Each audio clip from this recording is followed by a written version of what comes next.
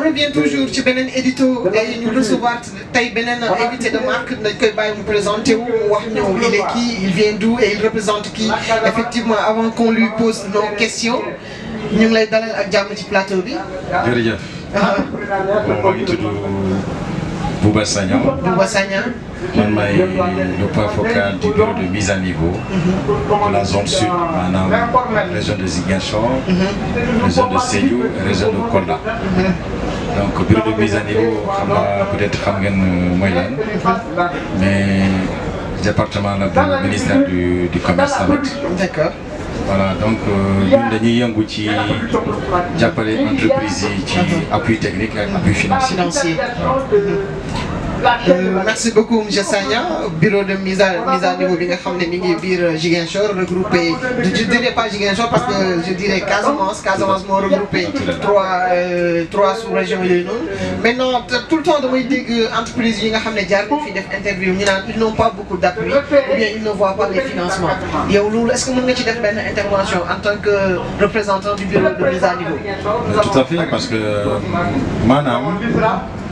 entreprise yu bëri dañuy am problème de formalisation man maa ngi am portefeuille entreprise de plus de 126 entreprises. D'accord. ci les 3 régions. d'abord ñun bala nga dugg bureau de mise à niveau. il faut nga am registre de commerce. alinéa. D'accord. am des états financiers. am quitus fiscal. am état financier. état financier mooy ngay def comptabilité boo xam ne ni pour ñu mën a xam sa activité nu muy doxee. D'accord. à partir de ce moment nga mën a adhérer ci programme. bureau de mise à niveau d'accompagnement bi. D'accord. après loolu am na experts yoo xam ne spécialisés ci domaine bi. D'accord. ñoo jàppale la. xool exactement lan la ñu mën a def loo xam ne nii moo mën a yokkal un peu sa chiffre d'affaires. D'accord. pour nga mën a am taxawaay. idée bureau de mise à niveau. may jàppale entreprise yu nekk compétitive. au niveau national. mais au niveau international. gën a yokk seen koom-koom. mais c'est que entreprise yu bari yoo xam ne nii. nit dina créer entreprise. amul état financier. amul registre de commerce. amul nee na moom entreprise la. Évidemment, c'est dans le secteur informel. voilà moom registre de commerce donc. amul état financier amul dara mais nee na entreprise la. kenn du la mën a jàppale tant que amuloo état financier. mënu nekk. muy banque da ngay dem ci banque mënu la jox xaalis. parce que banque lu mu gën a xam mooy état financier. état financier. xamul nit ki. xamul sa entreprise noonu nga taxawal benn immeuble ne koy entreprise loolu lu ci nekk. mais moom loolu doyul. il faut mu am. lu tax. foo toll ci sa investissement bi. lan ngay def sa chiffre d'affaires fu mu toll. loolu kayit moo koy firndeel. en même temps parce que loolu il faut nga am cabinet certifié. boo xam ne ni moo la mën a defal liggéey boobu. il faut nga def abonné ci benn cabinet. loolu moo tax. bureau de mise à niveau muy liggéey ci structure yoo xam ne ni bu tudd centre de gestion agréé pour accompagner entreprise yooyu. D'accord. au niveau régional. mais siège bi moo ngi ci chambre de commerce. D'accord. voilà donc ñu bari ñu ngi ci informé loolu moo tax mënuñu gis seen l'impact économique. D'accord. mais ñoo xam ne dañ leen accompagner ci bureau de mise à niveau. ñun bu ñu la accompagner techniquement. ba pare dañ lay jox ndàmpaay. gratuitement. ok loolu. pour encourager entreprise bi. maanaam entreprise bu defee un investissement en matériel. ñun dañu ko jox ndàmpaay de 40% ci montant bu ko def. dañu la koy may. intéressant. waaw boo defee investissement immatériel. mooy ci formation ci sa entreprise. wala logiciel. wala loo mënta def pour jàppale sa personnel ci liggéey bi. ñun dañu lay may 70% ci montant boo ko def. intéressant même. donc ñun cadeau la ñu lay def. loolu mooy bureau de mise à niveau. d'accord man ñun ay ndàmpaay la ñuy joxe mais bala ñu jox la dafa am critère d'éligibilité. boo xam ne nii il faut que nga mën a am loolu pour ñu mën la jàppale. d'accord. C'est intéressant. ñun dañuy identifier yan entreprise ñoo am yooyu critères. ñu jàppale ci secteur yëpp. secteur tourisme. secteur pêche. secteur agriculture. secteur agroalimentaire. secteur industrie. secteur énergie. secteur numérique.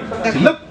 secteur santé. si waaw. kon yéen daal da ngeen di laal tous les secteurs yi nga xam ne ñu ngi nekk en activité. tout à fait li mu wax c'est intéressant yéen entreprise yi nga xam ne yéen vous vous identifiez comme être entreprise alors que amoo leen des papiers légaux il faut vous rapprocher du bureau de mise à niveau bi ngeen ñëw defaraat seen papiers yi surtout seen état financier parce que li mu wax dëgg la banque bi du la jox xaalis naan la non diw jox naa la ko ou bien entreprise tel jox naa la ko non il te faut un état financier donc dañ koy delloo beneen question ci seen bureau de mise à niveau bi comme par exemple forum bi dañ ne forum su fekkee forum des PME est-ce que tey mën nga ñu wax tey ñaata jeune ou bien ñaata entrepreneur jeune ñoom ñoo ñëw identifier wu foofu ba ngeen appuyer leen. ci ñun ñu ñëw ci pour période de mise à niveau on a plus de 70 entreprises. D'accord. yoo xam ne ñëw nañu pour ñu identifier leen pour ñu jàppale leen mais ci forum bi tey ñu inscrit ci forum bi y en a des jeunes 145 jeunes. 145 jeunes. jeunes ñëw nañu inscrire. surtout étudiants yoo xam ne dañuy am kuréel. D'accord. ci kuréel yu bëri dans le numérique dans ci yu bëri. D'accord. ñu bëri ñëw nañu. entreprise yi nekk fii ya tamit ñi nga gis ñëpp ñu ci gën a bëri ñu ngi ci bureau de mise à niveau. D'accord. bureau de mise à niveau moo leen jàppale ñu nekk dans la transformation. D'accord. bureau de mise à niveau moo leen jàppale. D'accord. voilà donc jox leen ay ndàmpaay jàppale leen bu baax. D'accord. moo tax ñu ci gën a bëri ñu ngi fii. D'accord. Kon yéen a ko déggandoo encadré na ay beaucoup de 126 vous avez dit. Oui, c'est ça. 126 jeunes yi nga xam ne tey pare nañu pour taxawal seen entreprise fii ci biir Ziguinchor donc dañ lay delloo beneen question avant ñuy clôturer par rapport ak forum bi c'est une première mu am biir Ziguinchor ay ndaw tey song ko def lu mel ni biir Ziguinchor tey lan lañ ci mën a wax ou bien ban jàngat nga ci mën a am en tant que responsable ci bureau de mise à niveau bi.